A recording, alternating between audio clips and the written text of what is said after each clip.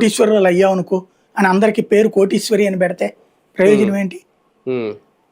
అట్లాగే ఉంటది ఇక్కడ. బేసిక్ గా ఏంటంటే సంక్షేమం అనేటటువంటిది ఇచ్చింది పుచ్చుకోండిరా అనే మెంటాలిటీ తెలుగుదేశాన్ని, చెప్తే ఇవ్వాలనేటటువంటి మెంటాలిటీ జగన్ది, రాజశేఖర రెడ్డిది.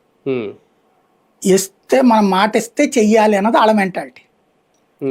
మనం మాట ఇచ్చినంత మాత్రాన మనం అమలు చేయాలా అనేటటువంటిది చంద్రబాబు మెంటాలిటీ. ఇది దశాబ్దాలకు చూశారు. చూసినా కూడా ఓటేసినప్పుడు మేబీ సంక్షేమం గురించి ఓటేసి ఉండకపోవచ్చు వాళ్ళు. ఇన్నిచ్చినా కూడా ఓటేయలేదంటే ఎంత దారుణంగా ఓడిచ్చినప్పుడు చంద్రబాబు ఇంకెందుకు ఇస్తాడు? ఎందుకు ఇయ్యాలి? బేసిక్ గా అంటే మరోసారి చేతి నిండా వాళ్ళు చెప్తున్నారు. ఆ మొక్క ఏమన్నా అంటే ఓట్లు వేసారంటే దాని అర్థం అంతే కదా. ఇంక చెప్పేది ఓట్లు దానికే అని ఎవరు చెప్పారు అనుకుంటున్నాను నేను.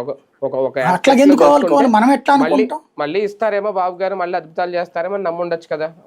అదే అట్లా ఎట్లా నమ్ముతారు? 3 సార్లు జరిగినా కూడా 3 సార్లు జరిగాక నమ్మితే వాళ్ళ అమాయకత్వం అది. అలాగని మీరు మోసపోవడానికి రెడీగా ఉన్నామని వేస్తారా ఓట్లు? అంతే కదా. అంటే ఈ చెయ్యడు జగన్ ఎంతకంటే దుర్మార్గం. జగన్ వద్దనుకుని ఉండాలి అంతే. అంతే. జగన్ వద్దనుకున్నారు కాబట్టి అతని మీద విపరీతమైన వ్యతిరేకత వచ్చింది కాబట్టి అనవసరంగా డబ్బులు ఇచ్చి మనల్ని నాశనం చేసేస్తున్నాడు జగన్. ఈ డబ్బులు ఇచ్చిన దగ్గర నుంచి పెళ్ళాన్ని నా మాట వింటలేదు.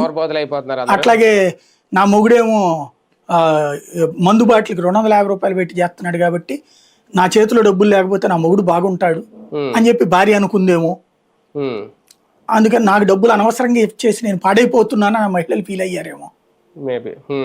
అలా లేకపోతే ఆ మహిళలు ఓట్లు ఎందుకు పోతాయి? అదే కదా. అంటే మహిళా శక్తి లాంటి పథకాలు తెచ్చుకోవడం బాగా ఆకట్టుకున్నాయేమో. అంటే మహిళలకు ఆ డబ్బులు